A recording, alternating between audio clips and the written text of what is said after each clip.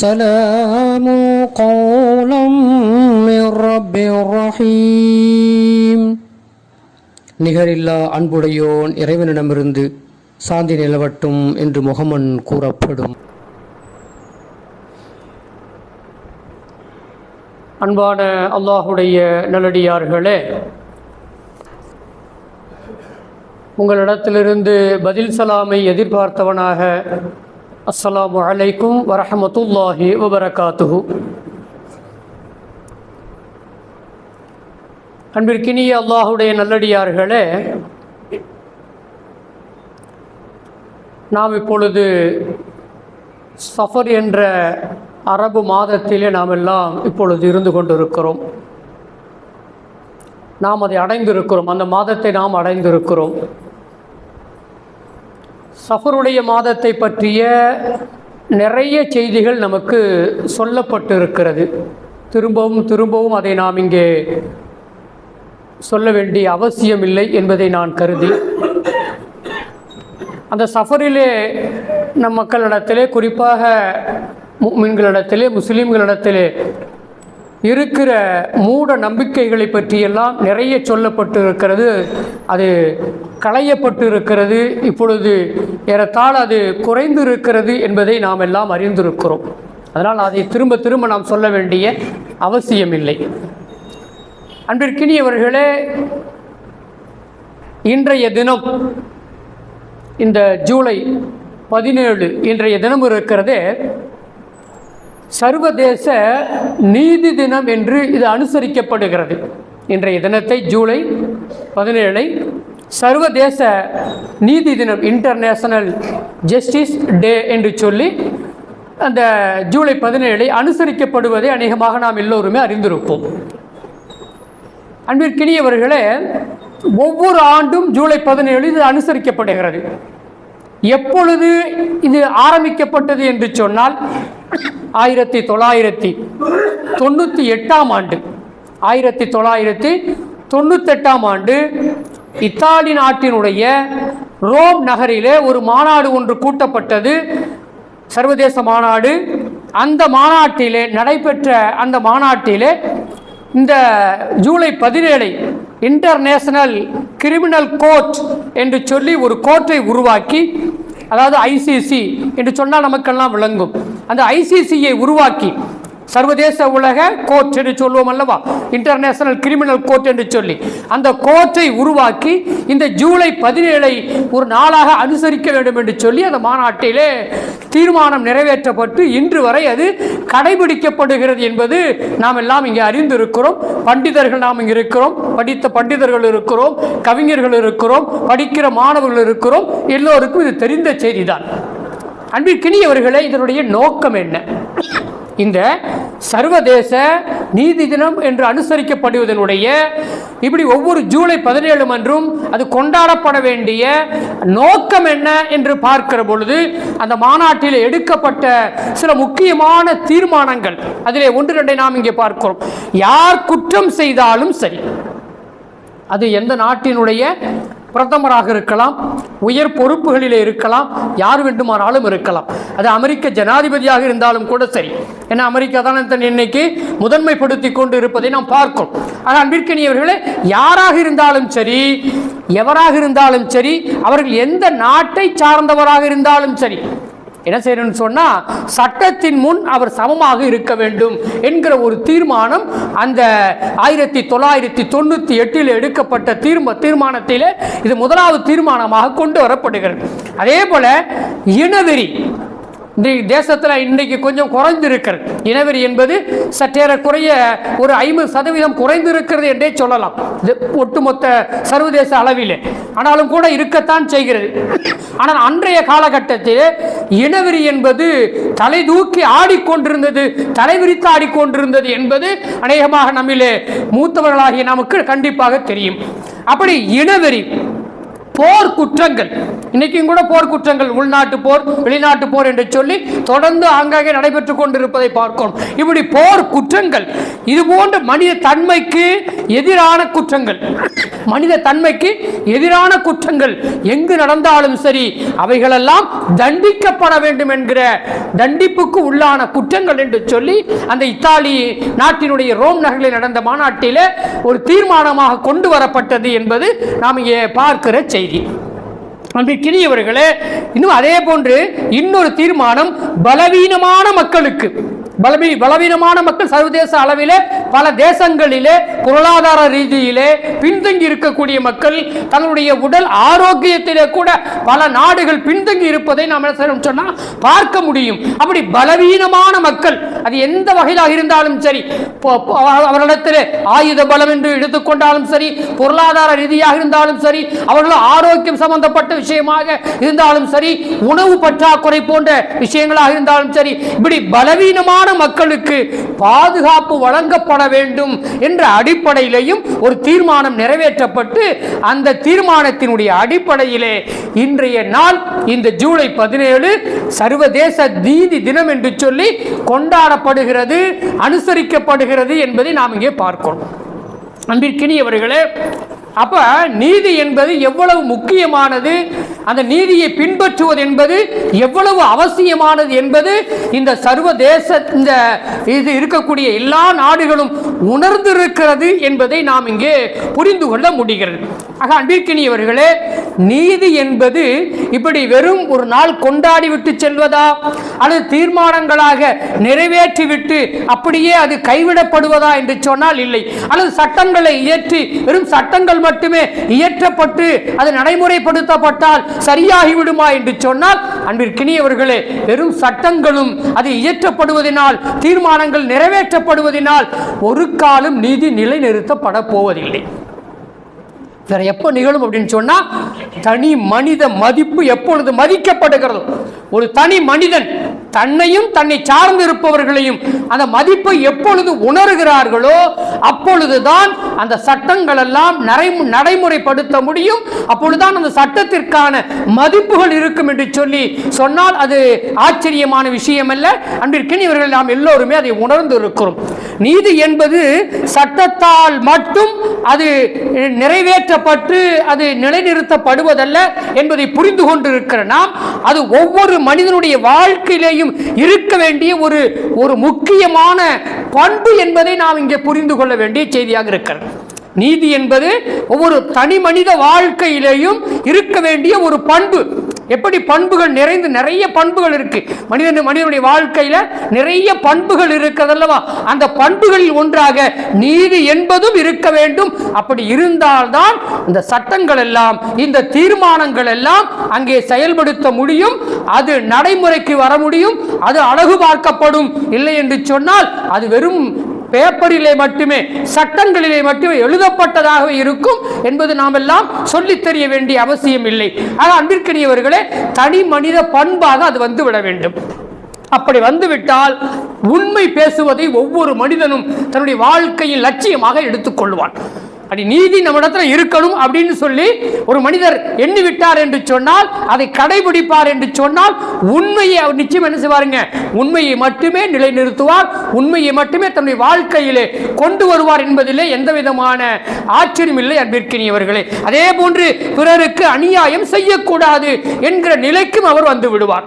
எப்பொழுது நீதி தன்னுடைய வாழ்க்கையில் இருக்க வேண்டும் என்று ஒரு மனிதர் நினைக்கிறாரோ, அப்படி நினைக்கிற பொழுது யாருக்கும் அநியாயம் செய்துவிட கூடாது என்கிற அந்த ஒரு கோட்பாட்டை தன்னுடைய வாழ்க்கையிலே கடைபிடிக்க ஆரம்பித்து விடுவார்.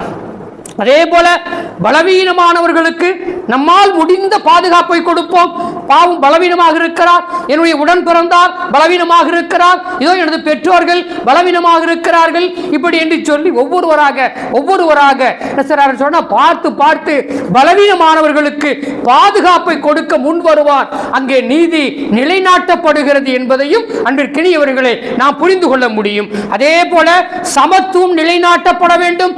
நான் என்ன இன்னொருவன் என்ன, நான் இஸ்லாமியன், இன்னொருவன் கைர கௌமாக இருக்கிறான், சகோதர மதத்தை சார்ந்தவனாக இருக்கிறான், நானும் அவனும் சமமா என்ற எண்ணம் வந்துவிடாமல் நானும் அவனும் சமம்தான், இதோ இந்த ஜாதிக்காரன் இதோ இந்த ஜாதிக்காரன் என்றெல்லாம் இல்லாமல் அவனும் மனிதன் என்ற அடிப்படையிலே சமத்துவத்தை பேண வேண்டும் என்கிற அந்த எண்ண ஓட்டம் எப்பொழுது நம்முடைய மனதிலே வருகிறதோ அங்கே நீதி நிலைநிறுத்தப்படுகிறது, அங்கே மனிதாபிமானம் என்பது அங்கே வெளிப்படுகிறது என்பதை அன்பிற்கினியவர்களே நாம் எல்லோரும் புரிந்துதான் வைத்திருக்கிறோம். அதே போல ஒரு இடத்திலே அநீதி நடக்கிறது, அநீதிக்கு எதிராக நான் குரல் கொடுக்க வேண்டும் என்கிற நிலை, அந்த மனோநிலை என்னிடத்தில் இருக்கும் என்று சொன்னால் அங்கே நீதி நிலைநிறுத்தப்படுகிறது, என்னுடைய பண்பும் அங்கே வெளிப்படுகிறது என்பது நிதர்சனமான செய்தி அன்பிற்கினியவர்கள். இன்னும் அதுபோன்று நிறைய செய்திகளை சொல்லலாம். பிறருடைய உரிமை நான் தலையிட்டு விடக்கூடாது, பிறருடைய உரிமைகளை நான் பறித்து விடக்கூடாது என்பது மட்டுமல்ல, நான் தலையீடு செய்யக்கூடாது என்பதும் என்னுடைய உள்ளத்தில் இருக்கும் என்று சொன்னால் அன்பிற்கினியவர்களே நீதி என்பது என்னிடத்தில் இருக்கிறது, அந்த பண்பு இருக்கிறவரை மனித நேயமும் என்னிடத்தில் இருக்கும், நீதி என்பது நிலைநாட்டப்படும் என்பதும் நிதர்சனமான செய்தி அன்பிற்கினியவர்களே. அதே போன்று இன்னைக்கு தலைவிரித்தாடக்கூடிய ஒரு விஷயம் என்று சொன்னா ஊழல், எங்கு பார்க்கணும் ஊழல், எங்கு பார்க்கணும் அரசாங்கமா அங்கும் ஊழல் நடைபெறுகிறது, அதிகாரிகளிடத்திலேயா அங்கும் ஊழல் நடைபெறுகிறது, தனி மனிதனா அங்கேயும் ஊழல்கள் இருப்பதை நாம் பார்க்க முடிகிறது. இந்த ஊழலை தவிர்ப்பது என்னிடத்திலே வந்துவிட வேண்டும், தனி மனிதனாகிய என்னிடத்திலே ஊழல் என்பது இருக்கக்கூடாது என்று சொல்லி ஒவ்வொரு தனி மனிதனும் அதை எண்ணி அதை கடைபிடிப்பான் என்று சொன்னால் அங்கே நீதி விடுகிறது. அது நிலைநிறுத்தப்படுகிற பொழுது சர்வதேச அளவிலே நீதி என்பது சர்வசாதாரணமாக வந்துவிடும் என்பதிலே மாற்று கருத்து இல்லை என்பதற்கினியவர்களே. அதே போல நல்ல தலைவர்களை நாம் தேர்வு செய்வது மிக அவசியமான ஒன்று. இன்னைக்கு மிக அவசியமான ஒன்று, நல்ல தலைவர்களை தேர்வு செய்ய வேண்டும்.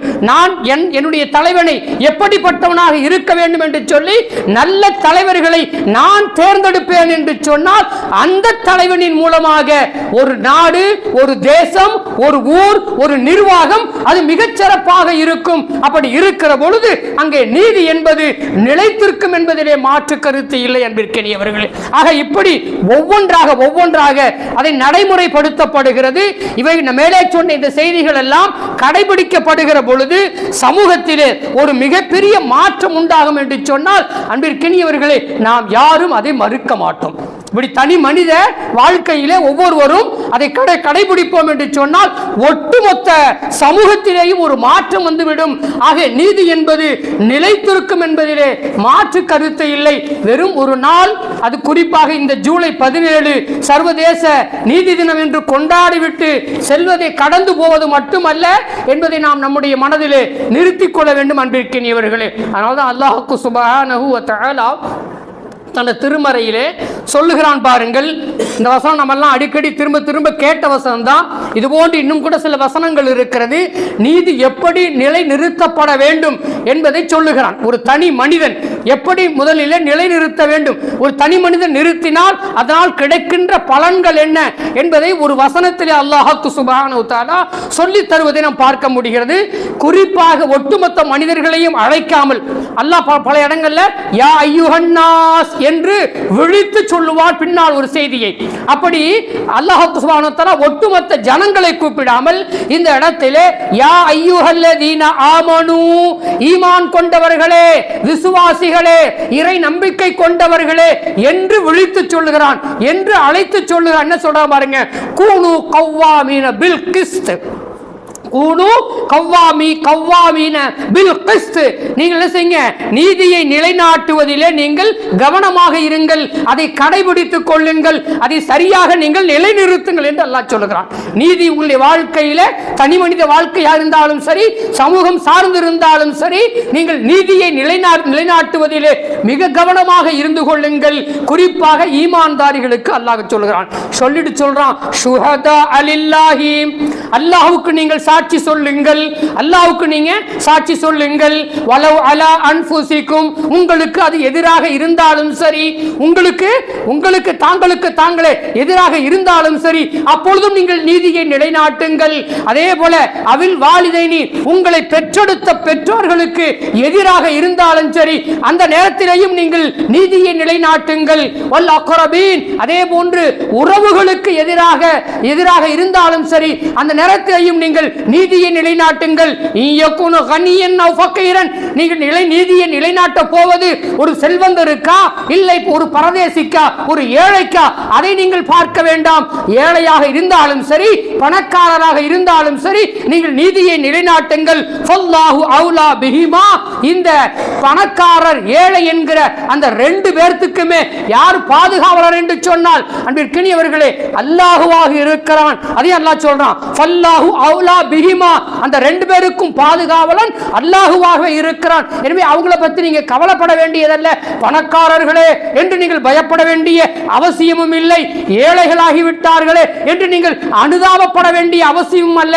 நீதி என்னவோ அதை நிலைநிறுத்துங்கள் அந்த இடத்திலே என்று சொல்லி அல்லாஹ் சுப்ஹானஹு சொல்லிட்டு, ஃபலா தத்தபிஉல் ஹவா, உங்க மனோ இச்சையை நீங்கள் பின்பற்றி விடாதீர்கள், உங்களது மனோ இச்சையை நீங்கள் பின்பற்றி விட வேண்டாம் என்று சொல்லி, நீங்கள் பிறழ்ந்து சாட்சி சொல்லி விடாதீர்கள். பிறழ்ந்து நீங்கள் நல்லா தெரியும் இதுதான் உண்மைன்னு சொல்லி உண்மையை விட்டுவிட்டு பிறழ்ந்து நீங்கள் வேறொரு சாட்சியை நீங்கள் அங்கே சொல்ல வேண்டாம், அல்லது புறக்கணித்து விட வேண்டாம். தெரிந்த செய்தியை நீங்கள் சொல்லாமல் மறைத்து நீங்கள் புறக்கணித்து விட வேண்டாம், சாட்சி சொல்லுவதை புறக்கணித்து விட வேண்டாம் என்று சொல்லி நீதியை நிலைநாட்டுவதிலே எவ்வளவு கவனம் செலுத்த வேண்டும் ஒரு தனி மனிதர் என்பதை அல்லாஹ் சுப்ஹானஹு வ தஆலா சொல்லிட்டு சொல்றான். ஃபலா தத்தபிஉல் ஹவா அன் தஅதிலு, நீங்கள் நீதியை நிலைநாட்டுவதிலே கவனம் செலுத்துங்கள், அதை நீங்கள் கவனமாக இருந்து கொள்ளுங்கள், நீங்கள் புறக்கணித்து விடாதீர்கள், நீங்கள் பிறழ்ந்து விடாதீர்கள்.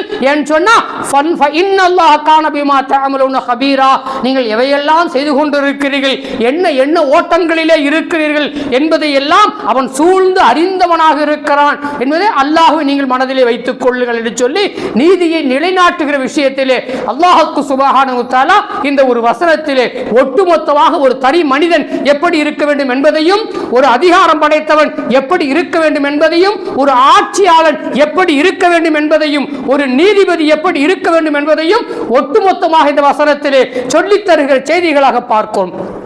நண்பிற்கினியவர்களே, இந்த வசனத்தில் நாம் இன்னும் சில செய்திகளை பார்க்க முடியும். இங்க நாம சொன்னோம், ஆரம்பத்தில் சொன்னோம் யா யுஹன்னாஸ் என்று சொல்லவில்லை, யா யுஹல்லதீன ஆமனு என்று சொன்னோம். அப்ப அல்லாஹ் என்ன சொல்றான்னு சொன்னா, ஈமான்தாரிகளே இந்த உலகத்துக்கு நீங்கள் முன்மாதிரியாக இருங்கள், நீதியை நிலைநாட்டுவதிலே நீங்க தான் முன்மாதிரியாக இருக்க வேண்டும் என்பதை நமக்கு சொல்லாமல் இந்த வசனத்திலே சொல்லித் தருகிற செய்தியாக பார்க்கிறோம். அன்பிற்கினியவர்களே, நீதி நிலைநாட்டுவது என்று சொன்னால் அது முஸ்லிம்கள் தான் நீதி சரியாக இருப்பார்கள் என்பது உலகம் போற்றக்கூடிய அளவிற்கு நீங்கள் இருக்க வேண்டும், மூமின்களாகிய நீங்கள் இருக்க வேண்டும். உங்களை பார்த்து இந்த உலகமே அது தன்னை மாற்றிக்கொள்ளும் என்று சொல்லி ரப்பு இந்த இடத்தில் முன்மாதிரியாக இருங்கள் என்று சொல்லுவதையும் நான் இங்கே புரிந்து கொள்ள முடிகிறது. அதே போல அல்லாஹ் சுப்ஹானஹு வ தஆலா அல்லாஹ் தஆலா எல்லாவற்றையும் அறிந்திருக்கிறான். எனவே நீங்கள் சாட்சியை அல்லாஹ்வுக்காக வேண்டி சொல்லுங்கள். சாட்சி சொல்ல போறீங்க, என்னுடைய அத்தாவுக்காக வேண்டி சாட்சி சொல்லுகிறேன், என்னுடைய அம்மாவுக்காக வேண்டி சாட்சி சொல்லுகிறேன், என்னுடைய தலைவனுக்காக வேண்டி சாட்சி சொல்லுகிறேன், என்னுடைய ஊரான், என்னுடைய இனத்தான், என்னுடைய மொழி சார்ந்தவன், இப்படி இவைகளை எல்லாம் தவிர்த்து விட்டு நீங்கள் சாட்சி சொல்லுவது எல்லாம் அறிந்திருக்கிற அல்லாஹ்வுக்காக வேண்டி நான் சாட்சியை இங்கே சொல்ல போகிறேன் என்கிற நிலைக்கு நீங்கள் வந்து விடுங்கள் என்று சொல்லி அல்லாஹ் சுப்ஹானஹு வ தஆலா இந்த இடத்திலே ஷுஹதா லில்லாஹ் என்ற வார்த்தையின் மூலமாக நமக்கு சொல்லித் தருகிற செய்தியை பார்க்கிறோம். அன்பிற்கினியவர்களே, அதே போன்று இந்த வசனத்தில் நாம் நிறைய செய்திகளை பார்க்க முடியும். பணம் படைத்தவன் என்றோ அல்லது பரதேசி என்றோ நாம் என்ன செய்யக்கூடாதுன்னு சொன்னா எடை போட்டு பார்த்து விடக்கூடாது என்பது மிக முக்கியமான செய்தி. இன்னைக்கு உலகத்தில் அதுதான் பார்க்கப்படுது. இன்னைக்கு நிறைய நீதிபதிகள் வெளிப்படுத்துகிற அந்த நீதிமன்றம் வரக்கூடிய அந்த தீர்ப்புகள் எல்லாம் எதை சார்ந்து இருக்கிறது? நம்பிக்கையை சார்ந்து சில தீர்ப்புகளை எல்லாம் நாம் நம்ம தேசத்திலேயே பார்க்கிறோம். நம்பிக்கை சார்ந்து இந்த தீர்ப்பு நான் விரிவாக சொல்ல வரவில்லை. அன்பிற்கினியவர்களே, அது போன்ற ஒரு நிலை வந்துவிடக் கூடாது. நீங்கள் சட்டத்தின் அடிப்படையிலே, சாட்சியின் அடிப்படையிலே, நீதியின் அடிப்படையிலே நிலைநாட்ட வேண்டும் என்கிற செய்தி இந்த ஒட்டுமொத்த சர்வதேச மக்களுக்கு இந்த வசனத்திலே சொல்லப்படுகிற செய்தியாக பார்க்கும். ஆக வல்ல ரஹ்மான் ஹக்கு சுப்ஹானஹு வ தஆலா முஃமின்களுக்கு சொல்லுகிற செய்தி, நீங்கள் முன்மாதிரியாக இருங்கள், நீதியை நிலைநாட்டுவதிலே, தனி மனித ஒழுக்கத்திலே நீதியை முதலாவதாக கொண்டு வந்து விடுங்கள் என்று சொல்லி அல்லாஹ் சொல்லுவதை பார்க்கும். பாருங்க, அல்லாஹ் இன்னொரு இடத்துல அல்லாஹ் சுப்ஹானஹு வ தஆலா இதே போன்ற செய்திகளை சொல்லிட்டே வந்து அந்த வசனத்துடைய ஒரு பகுதி நான் சொல்றேன். 5வது அத்தியாயம் 8வது வசனத்திலே இஅதிலு, நீங்கள் எப்பொழுதுமே நீதியை நிலைநாட்டுங்கள் என்று அல்லாஹ் சொல்லிவிட்டு ஹுவ அக்ரபு லித்தக்வா, உங்களிடத்துல இறையச்சம் இருக்கிறதா? இல்ல, நம்மளை பார்த்து கேட்கிறோம், உங்களிடத்துல இறையச்சம் இருக்கிறதா? அந்த இறையச்சத்தினுடைய ஒரு பகுதியாகத்தான் இருக்கிறது நீதியை நிலைநாட்டுவது. யாருக்காக இருந்தாலும் சரி, மேலே சொன்னதை போன்று யாருக்காக இருந்தாலும் சரி, நீங்கள் நீதியை நிலைநாட்டுவதிலே கவனம் செலுத்த வேண்டும். ஏன்னா தக்குவாவை அங்கே பாதிக்கப்பட்டு விடக்கூடாது. என்னுடைய இறையச்சம், என்னுடைய தக்குவா அங்கே பாதிக்கப்பட்டு விடக்கூடாது. ஹுவ அக்ரபு லித்தக்வா, அந்த நீதியை நிலைநாட்டுவது தக்குவாவின் ஒரு அங்கமாக, ஒரு பகுதியாக, ஒரு அம்சமாக, ஒரு உகந்ததாக, ஒரு அருகாமையிலே உள்ளதாக இருக்கிறது. எனவே தக்குவாவை நீங்கள் முதலிலே பற்றி பிடித்துக் கொள்ளுங்கள் நீதியை நிலைநாட்டுகிற விஷயத்திலே என்று சொல்லி வல்ல ரஹ்மான் ஹக்கு சுப்ஹானஹு வ தஆலா சொல்லிட்டு வத்தகுல்லா, அல்லாஹ்வை பயந்து கொள்ளுங்கள். அப்படிதான் முடிக்கிறான் அல்லாஹ். வத்தகுல்லா, அல்லாஹ்வை நீங்கள் பயந்து கொள்ளுங்கள். அப்படி இருந்தா தான் உங்களுக்கு இந்த தக்குவா உங்களுக்கு இடத்துல வரும். இல்லை என்று சொன்னால் தக்குவா வராது. தக்குவா இல்லை என்று சொன்னால் நீதியும் உங்களிடத்தில் இல்லாமல் போய்விடும் என்று சொல்லி அல்லாஹ் சுப்ஹானஹு வ தஆலா இந்த வசனத்திலே சொல்லுகிற செய்தியாக பார்க்கும். ஒரு வரலாற்று நிகழ்வு ஒன்று பாருங்கள். நபிகள் நாயகம் ஸல்லல்லாஹு அலைஹி வஸல்லம் அன்னவங்க இப்பொழுது ஜனாதிபதியாக இருக்கிறார்கள். அந்த நேரத்தில் அப்துல்லாஹ் இப்னு ரவாஹா ரலியல்லாஹு தஆலா அன்ஹுவங்களை கூப்பிடுறாங்க. கூப்பிட்டு என்ன செய்யறாங்கன்னு சொன்னா, நீங்க ஹைபர் அப்படிங்கிற இடத்துக்கு போங்க. ஹைபர், நமக்குலாம் ஹைபர்னு சொன்ன உடனே ஒரு யுத்தம் ஞாபகத்திற்கு வரும். இப்போ அந்த யுத்தம் நடந்த இடம், அந்த இடத்திற்கு நீங்கள் போங்க, அந்த ஹைபருக்கு நீங்க போங்க. அங்க யார் இருக்காங்க அப்படின்னு சொன்னா, அந்த பகுதியிலே பெரும்பான்மையானவர்கள் யூதர்கள். அங்க பெரும்பான்மையாக இருக்கக்கூடியவர்கள் யாருன்னு சொன்னா யூதர்கள் தான் அங்கே வசிக்கிறார்கள். அந்த இடத்துக்கு நீங்க போய் அங்கே கிடைக்கக்கூடிய அங்கே விளைச்சல் என்ன விளைச்சல் இருக்கிறது, என்ன கனி எவ்வளவு விளைகிறது, அங்கே இருக்கக்கூடிய விளை பொருட்கள் என்ன, இது மதிப்பிட்டு வாருங்கள். என்ன இருக்குன்னு சொல்லி அந்த பகுதியில் இருக்கக்கூடிய ஒரு மாதத்திற்கு, ஒரு ஆண்டிற்கு என்ன விளைகிறது என்பதை ஒரு மதிப்பிட்டு நீங்கள் எடுத்து வாருங்கள், ஒரு மதிப்பை எடுத்து வாருங்கள் என்று சொல்லி அப்துல்லாஹ் இப்னு ரவாஹா ரலியல்லாஹு தஆலா அன்ஹுவங்களுக்கு என்ன செய்றாங்கன்னு சொன்னா ஒரு பொறுப்பை கொடுத்து ஹைபருக்கு அனுப்புறாங்க. அப்படி அனுப்பி அவங்க அந்த பகுதிக்கு போன உடனே அந்த யூதர்கள் என்ன செய்றாங்கன்னா அங்கே வந்து அப்துல்லாஹ் இப்னு ரவாஹா அவர்களிடத்திலே வந்து சொல்றாங்க, நாங்கள் உங்களுக்கு இவ்வளவு தந்து விடுகிறோம். ஒரு பேரம் பேசுறாங்க, இவ்வளவு நாங்கள் தந்து விடுகிறோம், நீங்க கொஞ்சம் மதிப்பை குறைத்து அப்படி இப்படியுமா கொஞ்சம் மதிப்பை மாத்தி காட்டி எடுத்துக்கொண்டு போய் நீங்கள் அங்கே ஜனாதிபதியில் கொடுத்து விடுங்களேன். அதாவது லஞ்சம் கொடுக்க முன் வர்றாங்க, லஞ்சம் கொடுப்பதற்கு முன் வருகிறார்கள். இன்னைக்கு கூட அரசாங்கத்தில் நாம பார்க்கிறோம், அரசாங்க சொத்துக்கள் எல்லாம் அது அங்க இருக்கக்கூடிய சந்தை மதிப்பை விட மிக குறைந்த மதிப்பிற்கு என்ன செய்றாங்கன்னு சொன்னா கோடிக்கணக்கான ரூபாய்க்கு, பல கோடிகளுக்கு போகக்கூடிய அந்த சந்தை மதிப்பில் உள்ளக்கூடிய இடங்களை எல்லாம் அடுத்தவர்களுக்கு கொடுக்கிற பொழுது மிக குறைந்த அளவிலே கொடுத்து விட்டு ஊழல் செய்வதை எல்லாம் அரசாங்கத்திலே பார்க்கும், அரசு நடத்தக்கூடிய இடத்திலே பார்க்கும். இதே போன்ற ஒரு நிகழ்வை தான் அன்று அப்துல்லாஹ் இப்னு ரவாஹா ரலியல்லாஹு தஆலா அவரிடத்திலே அந்த யூதர்கள் சொல்லுகிறார்கள், உங்களுக்கு நாங்கள் இவ்வளவு கொடுத்து விடுகிறோம், நீங்கள் மதிப்பை மாற்றி காட்டுங்கள் என்று சொல்லுகிறார்கள். அப்போ அப்துல்லாஹ் இப்னு ரவாஹா ரலியல்லாஹு தஆலா அவங்க சொல்றாங்க, நான் யாரிடத்திலிருந்து வந்திருக்கிறேன் தெரியுமா, எனக்கு மிக பிரியமானவர், இந்த உலகத்திற்கு மிக பிரியமானவர், அவரிடத்தில் இருந்து நான் வந்திருக்கிறேன். யாரிடத்தில் வந்திருக்கிறேன் தெரியுமா, யூதர்களாகிய நீங்கள், அல்லாஹ் உங்களை பற்றி குர்ஆனில் சொல்லும் பொழுது கூனு கரதத்தன் காஷியின், இழிந்த குரங்குகளாக நீங்கள் ஆகிவிடுங்கள் என்று சொல்லி உங்கள் முன்னோர்களை சொல்ல அவர்கள் குரங்குகளாக, பன்றிகளாக மாற்றப்பட்டார்களே, அப்படிப்பட்ட தலைமுறையில் இருந்து வந்திருக்கக்கூடிய நீங்கள் என்னிடத்திலே பேசிக் கொண்டிருக்கிறீர்கள், உங்களிடத்திலே நான் வந்திருக்கிறேன், உங்கள் சொல்லை நான் பின்பற்ற முடியுமா? நீங்கள் சொல்லுகிற அந்த ஊழலை நான் செய்ய முடியுமா?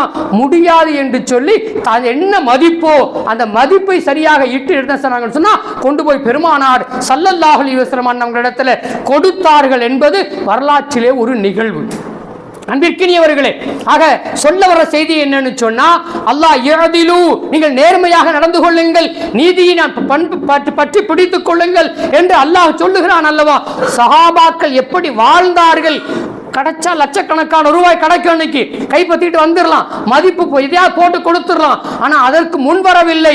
அல்லாஹ் பார்த்து கொண்டிருக்கிறான் என்கிற அடிப்படையில் தன்னுடைய அந்த பணியை செம்மையாக ஊழலுக்கு அப்பாற்பட்டு லஞ்சம் தவிர என்ற அடிப்படையில் லஞ்சத்தை தவிர்த்து என்ன செஞ்சாங்கன்னு சொன்னா வந்தார்கள் என்பது வரலாற்றில் நாம் பார்க்கிற செய்தியாக இருக்கிறது.